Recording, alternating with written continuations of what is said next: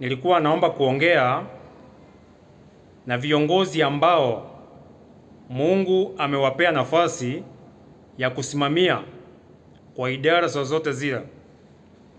Iwe wewe ni rais wa nchi, wewe ni mbunge, wewe ni gavana, wewe ni senator, wewe ni mkuu wa idara yoyote ile, wewe ni kiongozi pale kijijini au mzee wa kijiji, ama wewe ni manager au wewe ni supervisor, ama umechaguliwa kanisani kufanya kazi, ninaomba hivi kwa heshima,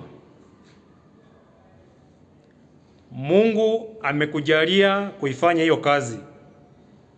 Ifanye hiyo kazi kwa uaminifu na Mungu atakulipa. Tumewaona watu wengi sana wanapokuwa viongozi huwa wanakuwa na kiburi, wanakuwa na maringo, wengine wanadharau watu, hawaambiliki wala hawazemezeki.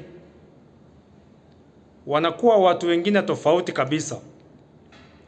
Kwa hivyo mimi ninaomba hivi, muombe Mwenyezi Mungu akawape hekima na maarifa ya kufanya hiyo kazi kwa uaminifu. Iwe ni idara yoyote ile ambayo Mungu amekujalia. Unajua ni kwa nini nakuambia hivyo? Ukumbuke, kabla hujaingia kwa hiyo nafasi ambayo ni ya uongozi, kuna mtu ambaye alikuwa anakalia hicho kiti.